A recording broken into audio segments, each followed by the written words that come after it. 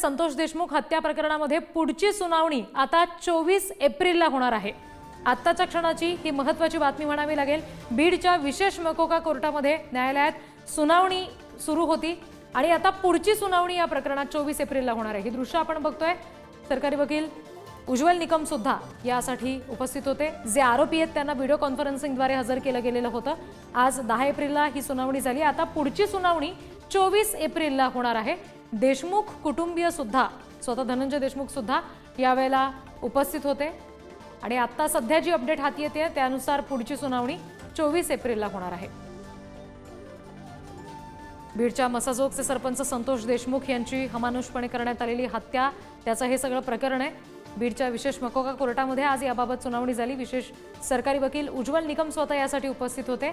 आरोपी व्हीसीद्वारे उपस्थित करण्यात आलेले होते आणि सुनावणी झालेली आहे। आता पुढची सुनावणी या प्रकरणातली 24 एप्रिलला होणार आहे।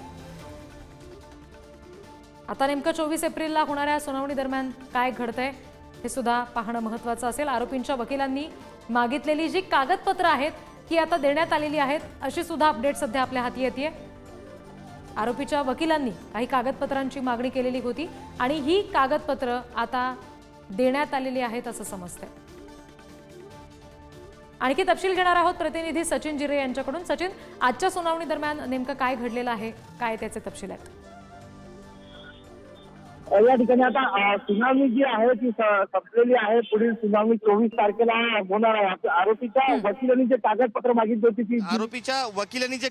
मागितली होती ती दिली गेली आहेत आणि तर फॉरेन्सिक लॅबमधून आलेले जे पुरावे आहेत ते तपासून पुढील तारखेला वकिलांना देणार असल्याचं देखील म्हटलं गेलेलं आहे। आजची जी सुनावणी होती ती महत्त्वपूर्ण होती। जी कागदपत्र होती त्याची पूर्तता या ठिकाणी केली गेलेली आहे आणि आत्ताच ही सुनावणी पूर्ण झालेली आहे। पुढची जी सुनावणी असणार आहे ती पुढच्या 24 तारखेला होणार आहे आणि त्यामध्ये नेमकं काय होतं हे पाहणं महत्त्वाचं राहणार आहे। आज या सुनावणीच्या दरम्यान वकील दोन्ही पक्षाचे वकील होते, त्याचबरोबर संतोष देशमुख देखील हे सुनावणीच्या वेळेस उपस्थित होते। आपण पाहिलं FIR मध्ये अनेक पुरावे अनेक गोष्टी नमूद केलेल्या आहेत।